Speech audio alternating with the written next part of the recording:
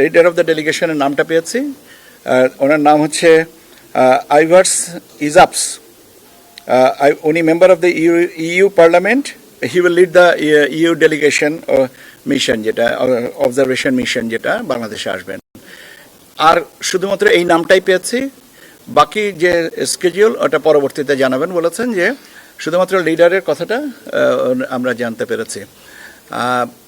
আনুমানিক আমাকে যেটা ধারণা দেওয়া হয়েছে, বিভিন্ন সময়ে over the period of time 175 থেকে 200 জনের মতন আসবেন, এটা আমাকে ধারণা দেওয়া হয়েছে। এখন কে আগে আসবেন, তাদের সংখ্যা কত, তাদের কি দেখবেন, তাদের সাথে পরবর্তীতে কেউ জয়েন করবেন কিনা, এই সম্পর্কে কোনো প্রস্তাবনা এখনও পর্যন্ত জানি না।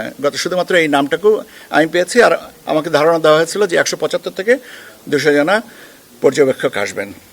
আর ওনারা আমাদের সাথে যে একটা ত্রিপক্ষীয় চুক্তি হয়েছে, সেই চুক্তির আওতায় তাদেরকে আমরা এখানকে ফ্যাসিলিটিস প্রোভাইড করব, তাদের যাতায়াত এবং তাদের চলাফেরা ইত্যাদি ইত্যাদি।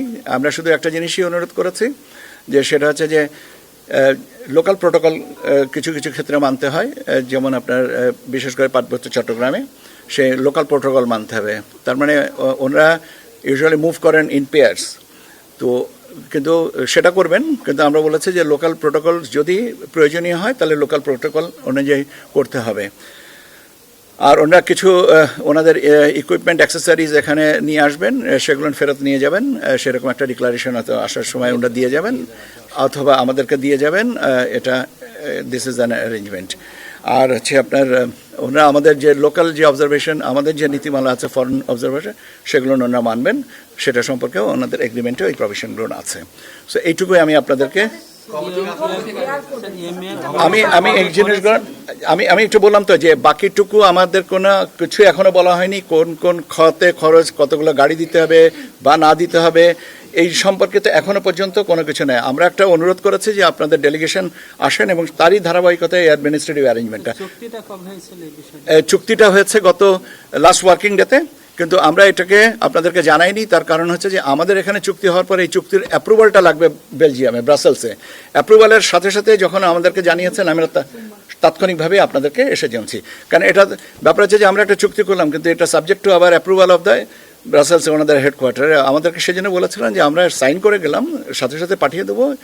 টিম লিডারের সাইন হওয়া পর্যন্ত সাথে সাথে আমাদেরকে জানাবেন। এবং আজকে জানতে পেরেছি, ইনফ্যাক্ট আজকে জানি না, গতকালকে রাত্রে জেনেছি, আমাকে টেক্সট করে জানানো হয়েছে। সে টেক্সটের রেফারেন্সে আজকে আপনাদের সাথে কথা বলছি। এই আমি বললাম যে ভাই, এইটা তো এখনো পর্যন্ত আমাকে বলেনি।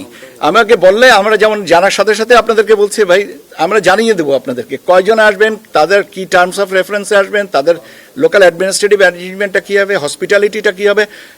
আমি যখনই জানতে পারবো আপনাদেরকে জানাবো।